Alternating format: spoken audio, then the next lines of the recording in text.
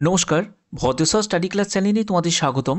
তোমাদের জন্য গুরুত্বপূর্ণ আপডেট। ওয়েস্ট বেঙ্গল গ্রাম পঞ্চায়েতের তরফ থেকে নতুন নিয়োগ বিজ্ঞপ্তি প্রকাশিত হয়েছে, যেখানে উচ্চ মাধ্যমিক পাস যোগ্যতাতে ছেলে মেয়ে উভয় প্রার্থীরাই আবেদন করতে পারবে। এই ভিডিওর মাধ্যমে তোমরা কিভাবে ফর্ম ফিল আপ করবে সেটাও দেখাবো, এবং এখানে আবেদন করতে গেলে তোমাদের কী ক্রাইটেরিয়া ফুলফিল করতে হবে সম্পূর্ণ তথ্য তোমাদের কাছে তুলে ধরবো। খুবই গুরুত্বপূর্ণ ভিডিও।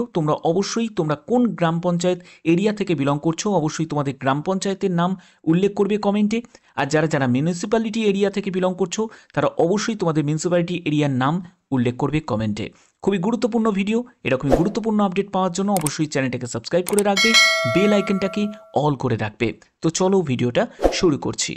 এখানে দেখো তোমাদের ডকুমেন্টস টু সাবমিটেড। এখানে আবেদন করতে গেলে তোমাদের যেসব ডকুমেন্টসগুলো নিড আছে, দেখো এখানে বলা হচ্ছে যে admit card, certificate, secondary examination অর্থাৎ মাধ্যমিকের, তোমার মাধ্যমিকের সার্টিফিকেট বা মাধ্যমিকের অ্যাডমিট কার্ড প্রয়োজন কিসের জন্য? সেটা হচ্ছে তোমাদের বার্থ ডেটের জন্য, অর্থাৎ তোমাদের বার্থ সার্টিফিকেট যদি থাকে সেটা হলেও হবে, বা তোমাদের মাধ্যমিকের তোমার সার্টিফিকেট বা মাধ্যমিকের অ্যাডমিট কার্ড সেটা এজ প্রুফের জন্য প্রয়োজন হচ্ছে। এবার দেখো তোমাদের এখানে যেটা বলা হচ্ছে সেটা হচ্ছে মার্কশিট এবং সার্টিফিকেট ফর প্রফেশনাল কোয়ালিফিকেশান, অর্থাৎ তোমার এখানে যা যোগ্যতা সেটা হলো উচ্চ মাধ্যমিক পাস। তো সেই উচ্চ মাধ্যমিক পাস যোগ্যতার তোমাদের মার্কশিট এবং সার্টিফিকেট তোমার প্রয়োজন আছে। এরপরে হচ্ছে যে কোনো একটি গভর্নমেন্ট আইডি প্রুফ তোমাদের প্রয়োজন, যেটা হচ্ছে নয় ভোটার কার্ড, নাহলে আধার কার্ড, নাহলে pan card, ration card, passport, bank passbook, ঠিক আছে, certificate of address, photo ID proof, সেটা কিন্তু তোমাদের প্রয়োজন আছে। যে কোনো একটি হলেই কিন্তু হয়ে যাবে, ঠিক আছে। এছাড়া তোমাদের যেটা লাগছে সেটা হচ্ছে self declaration present and permanent address, সেটা তোমাদের প্রয়োজন, এবং সেটা কিন্তু ফর্মের সাথেই অ্যাটাচ আছে, সেটাও তোমাদের দেখাচ্ছি। এবং তোমাদের মেডিকেল রেজিস্ট্রেশন সার্টিফিকেট লাগবে, অর্থাৎ মেডিকেল সার্টিফিকেট লাগবে, এবং তোমাদের কাস্ট সার্টিফিকেট, যেখানে তুমি আবেদন করছো যে ক্যাটাগরিতে তুমি হয়ে আবেদন করছো, অর্থাৎ তুমি যদি SC, ST, OBC, EWS category থেকে আবেদন করো তাহলে অবশ্যই সেই নিরিখে তোমাদের কিন্তু কাস্ট সার্টিফিকেট প্রয়োজন হচ্ছে, ঠিক আছে। এখানে দেখো তোমাদের আবেদন করার জন্য তোমাদের লাস্ট ডেট সেটা হচ্ছে date of notification. Date of নোটিফিকেশানের অনুযায়ী তোমাদের 30 দিনের মধ্যে আবেদনপত্র তোমাকে পাঠাতে হবে। কোথায় পাঠাবে, কি তোমাদের এখানে প্রয়োজন আছে, ফর্ম ফিল আপ করবে কীভাবে, প্রত্যেকটি তথ্য থাকবে এই ভিডিওতে। এখানে 30 দিন অর্থাৎ তোমাদের 19শে মার্চ 2025 হচ্ছে আবেদনের তোমাদের শেষ তারিখ। ওকে, তো এখানে তোমরা দেখতে পাচ্ছ যে একটি অ্যাপ্লিকেশন ফর্ম, তো এই অ্যাপ্লিকেশন ফর্মটা তোমাদের ফিল আপ করতে হবে। এখানে আবেদন তোমাদের অফলাইন মোডে নেওয়া হচ্ছে। তো বলা হচ্ছে যে নেম অফ দ্য ক্যান্ডিডেট, অর্থাৎ তোমার নাম সম্পূর্ণ, তোমার যে নামটা সেটা কিন্তু দেবে। তারপরে হচ্ছে তোমার বাবার নাম বা হাজব্যান্ডের নেম, যারা বিবাহিত মহিলা তারা হাজব্যান্ডের নেম দেবে। তারপরে হচ্ছে block, sub division, district, pincode, telephone number সহ তোমাদের অ্যাড্রেসটা দিতে বলছে, একদম কমপ্লিট যে অ্যাড্রেস সেটা কিন্তু এখানে উল্লেখ করবে, ঠিক আছে। তোমরা অবশ্যই তোমাদের কোন গ্রাম পঞ্চায়েত থেকে তুমি বিলং করো সেই গ্রাম পঞ্চায়েতের নাম উল্লেখ করবে কমেন্টে, অথবা যারা মিউনিসিপ্যালিটি এরিয়া থেকে বিলং করছো তারা মিউনিসিপ্যালিটি এরিয়ার নাম কিন্তু উল্লেখ করবে, ঠিক আছে। পরবর্তী যেটি বলা হচ্ছে weather a permanent resident of gram panchayat which apply for, অর্থাৎ তুমি যে গ্রাম পঞ্চায়েতে অ্যাপ্লাই করছো সেই গ্রাম পঞ্চায়েতে কি তুমি পার্মানেন্ট রেসিডেন্ট, যদি রেসিডেন্ট হও তাহলে সেটা উল্লেখ করবে, যদি না হও তাহলে এখানে নো বলে লিখে দেবে।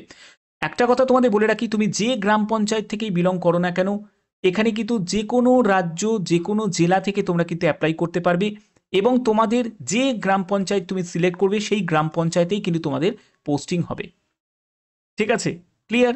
এরপরে হচ্ছে ডেট অফ বার্থ, অবশ্যই তোমাকে এখানে উল্লেখ করতে হবে তোমার ক্যাটাগরি, তুমি জেনারেল, এসসি, এসটি না ওবিসি সেটা অবশ্যই তুমি মেনশন করবে।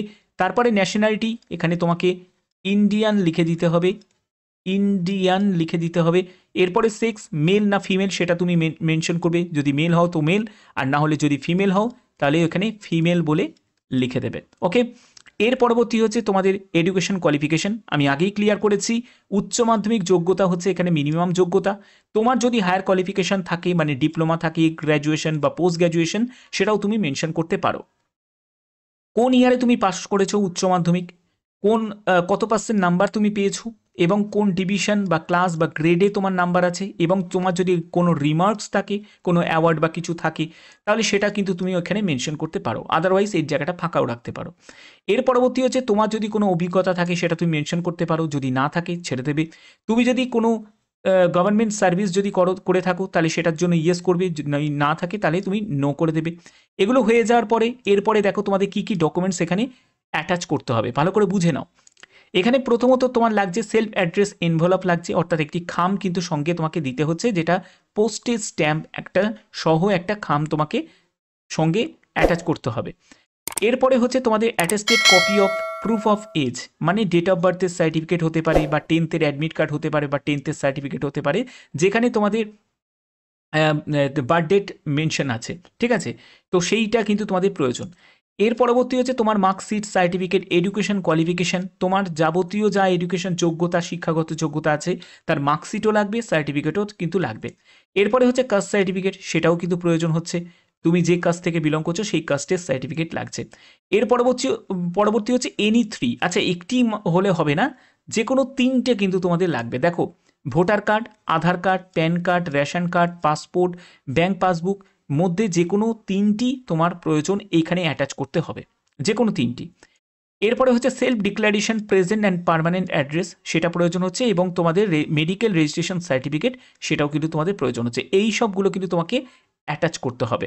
এরপরে এখানে সই করতে হবে, এখানে ডেটটা দেবে এবং প্লেসটা দেবে, যে ডেটটা মেনশন করবে সেই ডেটে, যে ডেটে তুমি পোস্ট অফিসে পাঠাচ্ছ, ঠিক আছে? আচ্ছা, এইটা হলো রিসিপ্ট অফ অ্যাপ্লিকেশন সাবমিট, অর্থাৎ এই যে কপিটা দেখতে পাচ্ছ ফিল আপ বাই ক্যান্ডিডেট, এখানে তোমার নাম সম্পূর্ণ আসবে, তারপরে তুমি যে পোস্টে অ্যাপ্লাই করছো সেইটা, তোমার গ্রাম পঞ্চায়েতের নাম, তারপরে ব্লক, ডিস্ট্রিক্ট, এগুলো কিন্তু সম্পূর্ণ এখানে মেনশন করতে হবে। তারপরে এই জায়গাটা যারা অফিসার আছে তারা কিন্তু এই জায়গাটা সই করে দেবে। তো এরপরে তারা ডেটটা এখানে দিয়ে দেবে। তো এই কপিটা মনে হয় তোমার কাছে চলে আসবে। তো এখানে তোমাদের এই হলো তোমাদের এখানে প্রসেস দেখানো আছে, ওকে? এবার দেখো, এখানে কিন্তু বিভিন্ন কিন্তু গ্রাম পঞ্চায়েতের নাম এবং তোমাদের পঞ্চায়েত সমিতির নাম কিন্তু উল্লেখ করা আছে, অর্থাৎ পঞ্চায়েত সমিতি এবং গ্রাম পঞ্চায়েতের একদম লিস্ট দেওয়া আছে। তোমরা অবশ্যই কিন্তু তোমরা কোন গ্রাম পঞ্চায়েত থেকে এই ভিডিওটা দেখছো তোমরা অবশ্যই মেনশন করবে। এছাড়া তোমরা যারা যারা মিউনিসিপ্যালিটি এরিয়া থেকে তোমরা বিলং করছো তারা কিন্তু অবশ্যই তোমাদের মিউনিসিপ্যালিটি এরিয়ার নাম কিন্তু উল্লেখ করবে, ঠিক আছে? এখানে তোমাদের দেখো এগুলো কিন্তু সম্পূর্ণ তোমাদের গ্রাম পঞ্চায়েতের যে যে লিস্টের নামগুলো দেওয়া আছে এই লিস্টের মধ্যে তোমরা দেখো এই সব জায়গায় কিন্তু তোমরা পোস্টিং পেয়ে যাবে। যারা যারা আবেদন করতে চাইছো তারা আবেদন করতে পারো। আচ্ছা, এর পরবর্তী দেখো 3 নম্বর পয়েন্টে যেটা বলা হচ্ছে ল্যাঙ্গুয়েজ নোন। এখানে যেটা বলা হয়েছে সেটা হচ্ছে candidate must have knowledge in Bengali both speaking and writing, অর্থাৎ তোমার বলতে এবং লিখতে জানতে হবে। এখানে যেটা বেতন তোমরা পাবে সেটা 16,000 টাকা প্রতি মাসে তোমরা বেতন পাবে। Government of West Bengal time to time সেটা কিন্তু তোমাদের ডিক্লেয়ার করবে যে তোমাদের বেতন লেভেল কি, কতটা কি ইনক্রিজ হবে না হবে সেটা পরবর্তী সময় তোমরা জানতে পারবে। এখানে তোমাদের এজ কি প্রয়োজন, এজ যেটা প্রয়োজন সেটা হচ্ছে ন্যূনতম হচ্ছে 18 বছর এবং ম্যাক্সিমাম হচ্ছে 50 বছর। অবশ্যই রিল্যাক্সেশন আছে, 5 বছর রিল্যাক্সেশন পাবে এসসি এসটিরা, এবং ওবিসিরা 3 বছর রিল্যাক্সেশন পাবে। এখানে তোমাদের যে পোস্টে নিয়োগটি করা হচ্ছে যার জন্য তোমাদের এলিজিবিলিটি ক্রাইটেরিয়া হচ্ছে উচ্চ মাধ্যমিক পাস। তোমরা দেখতেই পাচ্ছ এখানে certificate by West Bengal higher secondary education থেকে তোমাদের অবশ্যই সেই উচ্চ মাধ্যমিক পাস হতে হবে, এবং প্রফেশনাল কোয়ালিফিকেশান হিসাবে যেটা প্রয়োজন সেটা হচ্ছে হোমিওপ্যাথি বা আয়ুর্বেদিকে তোমাদের যোগ্যতা থাকতে হবে। যদি বিএইচএমএস বা বিএএমএস এর যোগ্যতা থাকে অ্যাপ্লাই করতে পারো।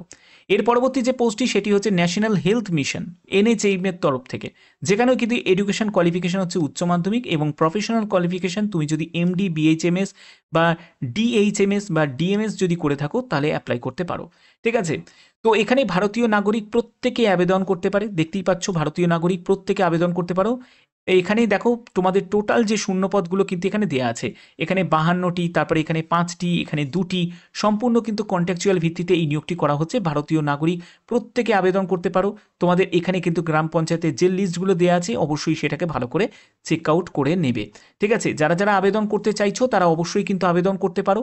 এরকমই গুরুত্বপূর্ণ ইনফরমেশন পাওয়ার জন্য অবশ্যই চ্যানেলটাকে সাবস্ক্রাইব করে রাখবে, এবং তোমরা কোন গ্রাম পঞ্চায়েত থেকে এই ভিডিওটা দেখছো অবশ্যই তোমাদের গ্রাম পঞ্চায়েতের নাম উল্লেখ করবে, এবং কোন মিউনিসিপ্যালিটি এরিয়া থেকে তোমরা যদি বিলং করে থাকো তাহলে তোমাদের মিউনিসিপ্যালিটি এরিয়ার নাম উল্লেখ করবে। এখনের মতো এইটুকুই, টাটা।